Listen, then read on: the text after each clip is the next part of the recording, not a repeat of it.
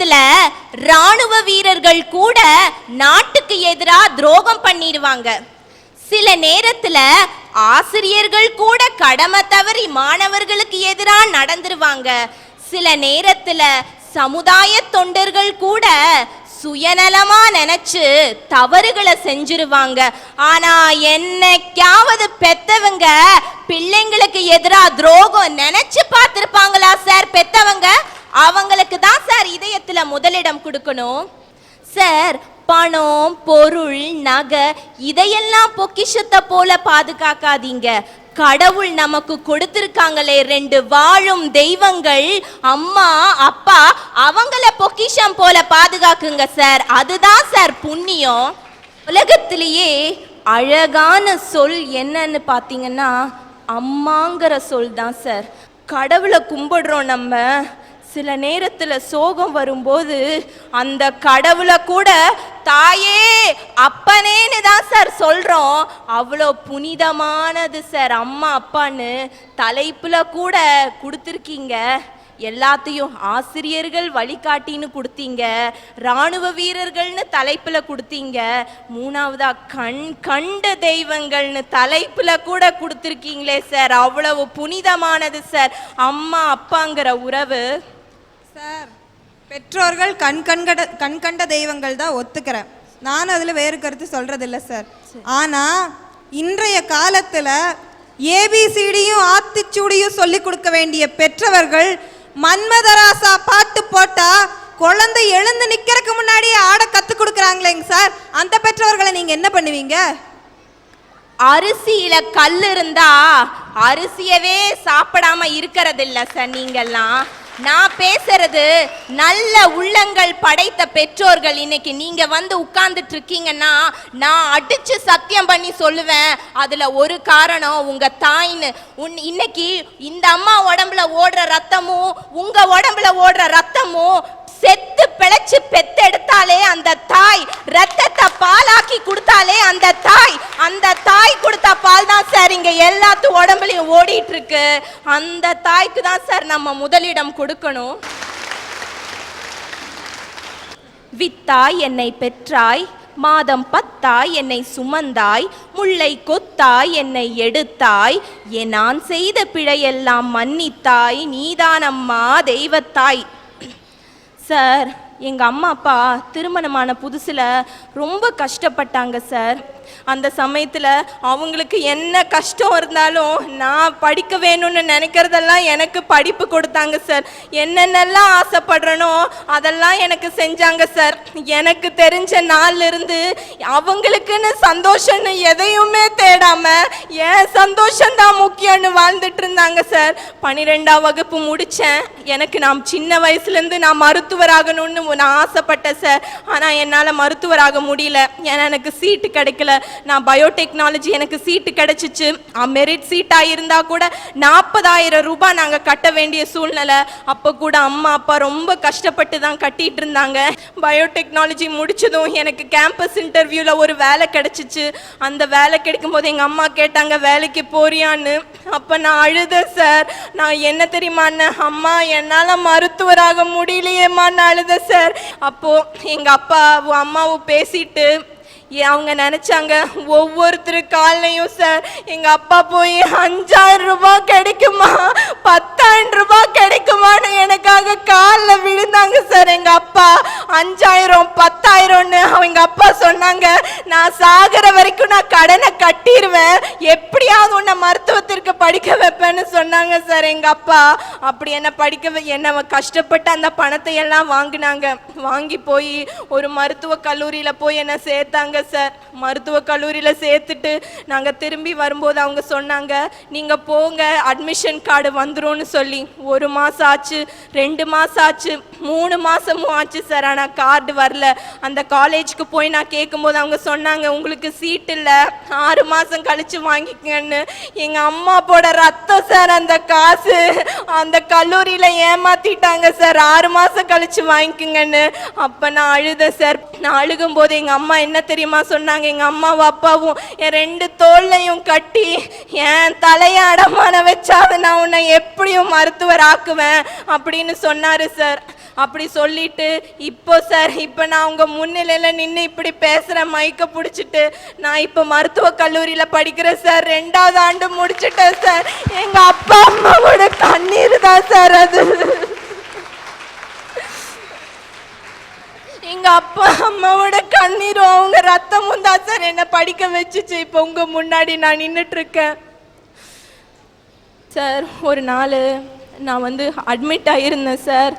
நான் அப்போ டாக்டர் சொல்லிட்டாங்க ரொம்ப சீரியஸ் இந்த பொண்ணுன்னு சொல்லிட்டாங்க. அப்போது நீங்கள் பக்கத்தில் என்னை பார்த்தா என்னன்னு சார் சொல்லுவீங்க? நீ நலமாகணும், நீ நலம், கடவுளே காப்பாத்துன்னு சொல்லுவீங்க.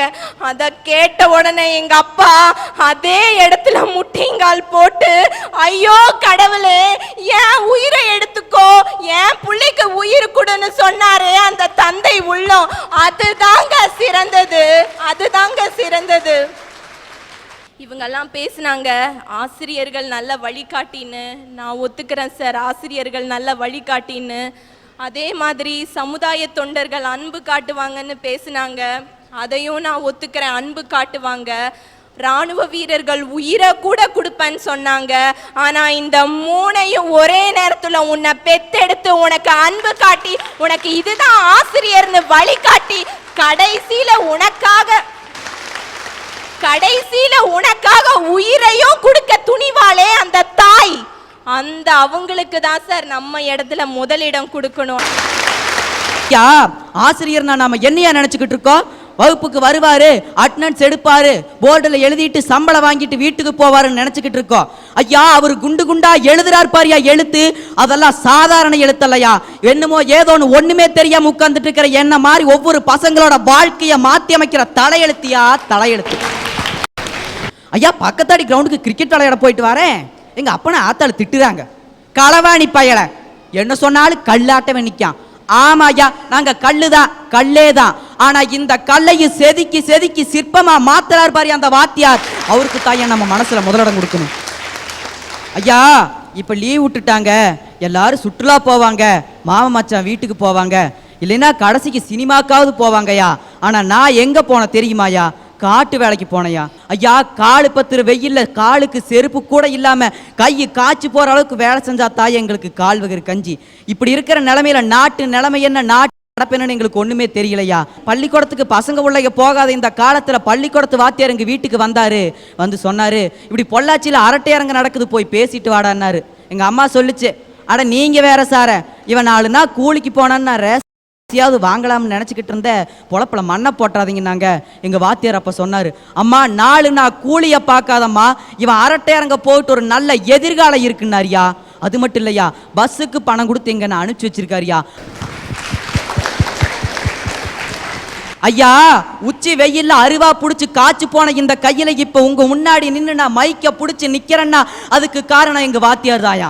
அவருக்கு தான் என் மனசுல முதலிடம் கொடுக்குறேன்.